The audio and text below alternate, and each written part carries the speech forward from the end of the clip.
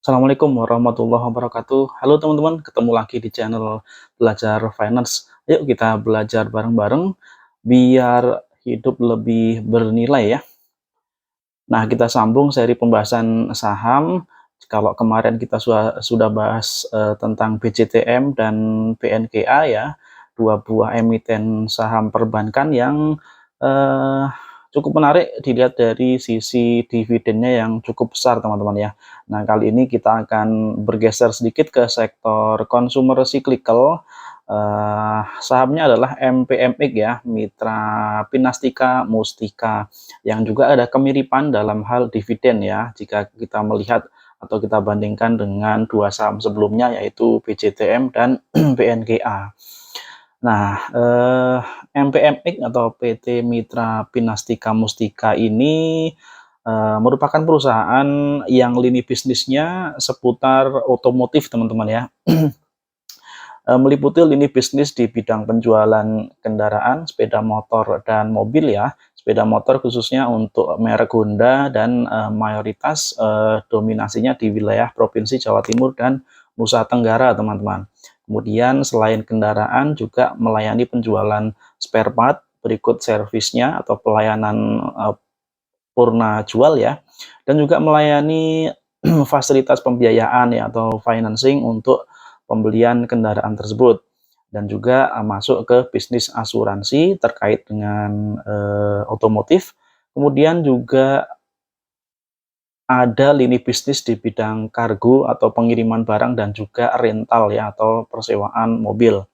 Cukup beragam, namun bisa kita lihat bahwa ekosistem dari MPMX ini seputar otomotif teman-teman ya. Mungkin tidak jauh dari pendirinya yaitu Bapak William Suryajaya yang memang dikenal sebagai pebisnis otomotif yang ulung ya, yang didirikan MPMX ini dari tahun 1987 ya, jadi sudah lebih dari 30 tahun usia dari perusahaan Mitra Pinastika ini teman-teman. Nah, kita lihat pergerakan harga sahamnya ini teman-teman dari 2018 sampai 2023 ini cukup naik turun ya.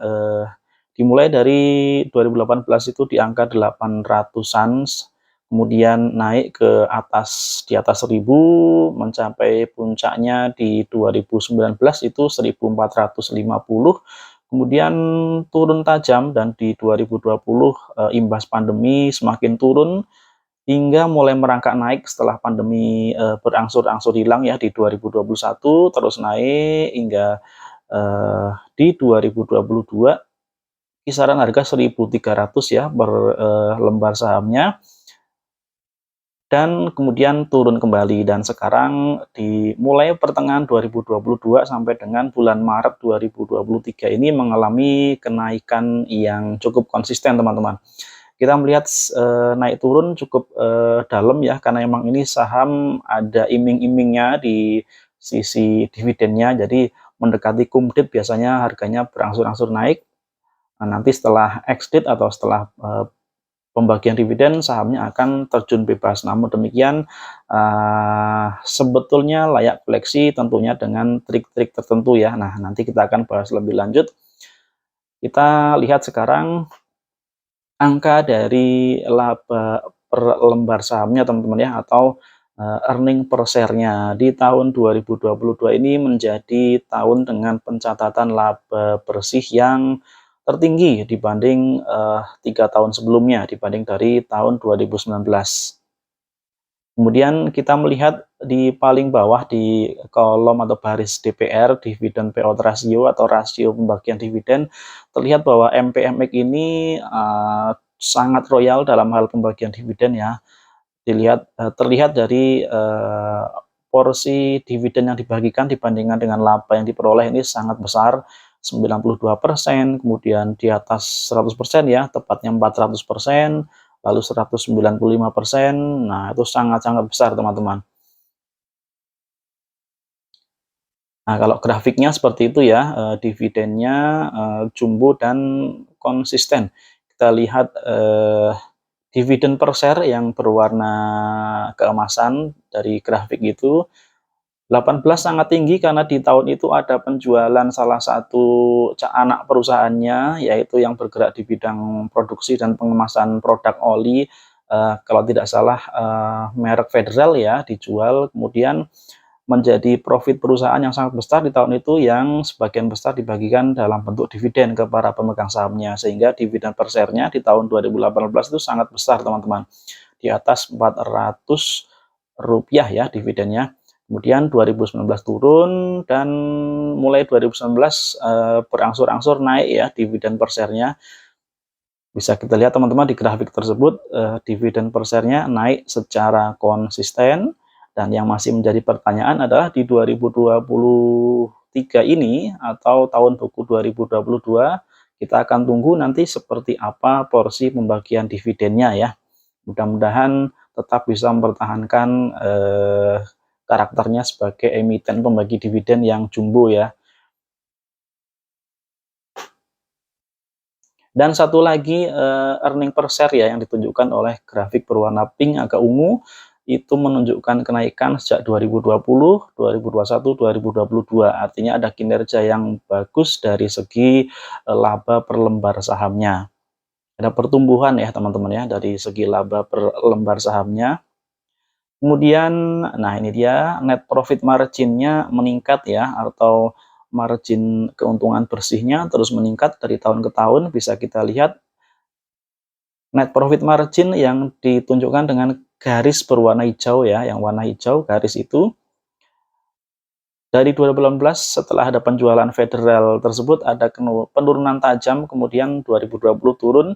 Nah, setelah 2021 seiring pemulihan kondisi ekonomi, ini profitnya meningkat teman-teman, 2021 dan 2022.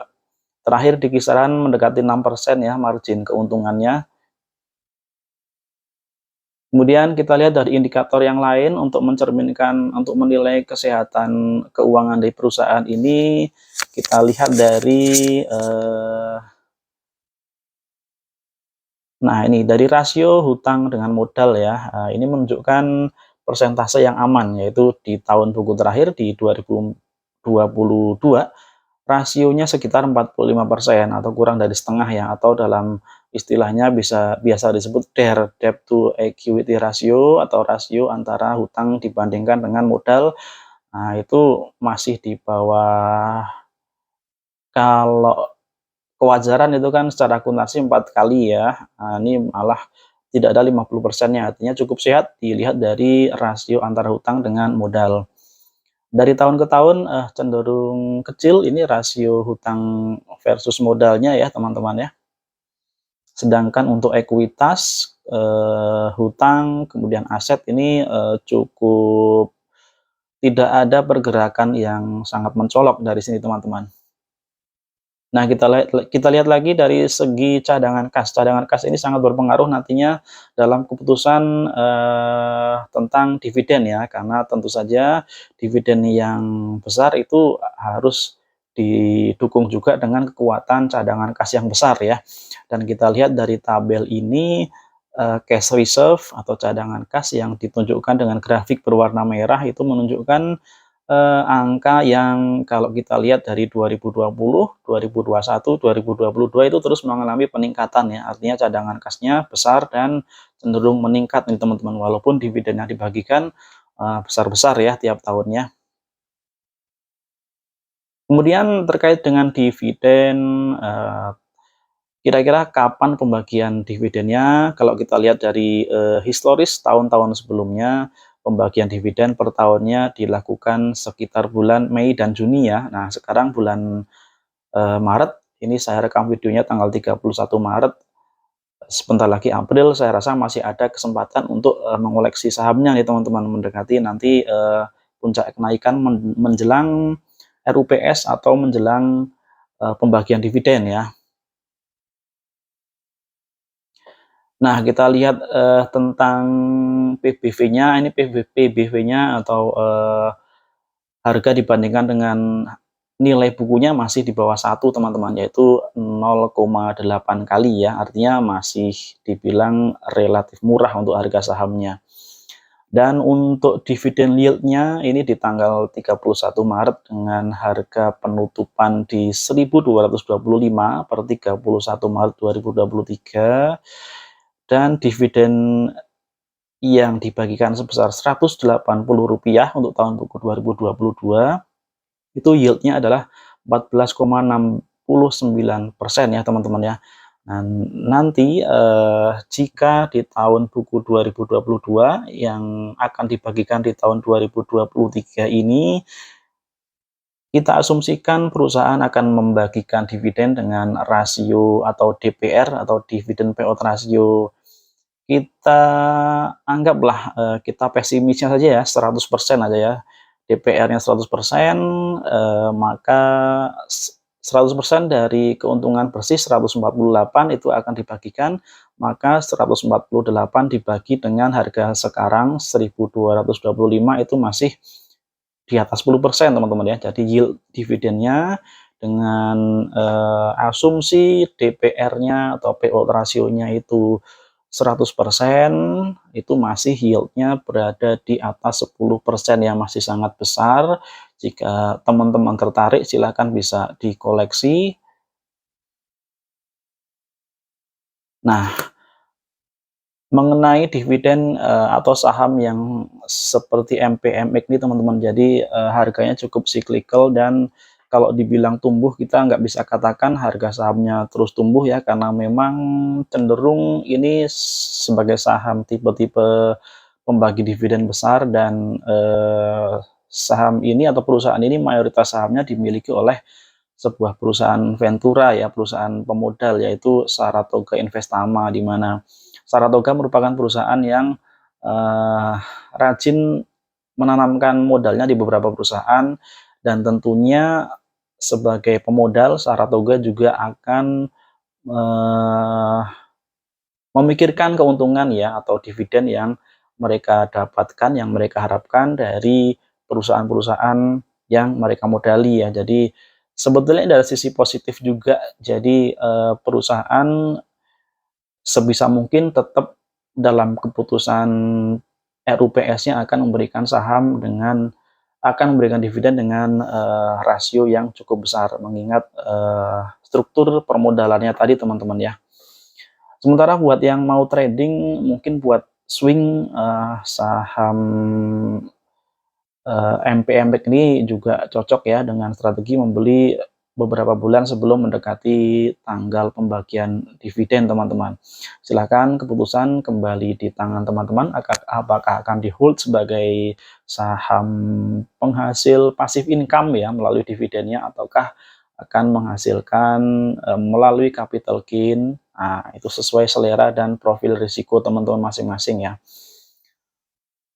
Itu saja mungkin ya, mudah-mudahan bermanfaat. Mungkin bisa sharing teman-teman yang ada pengalaman terhadap saham MPMX ini, ada salah dan kurangnya saya minta maaf. Kita jumpa lagi di pembahasan-pembahasan berikutnya. Terima kasih. Wassalamualaikum warahmatullahi wabarakatuh.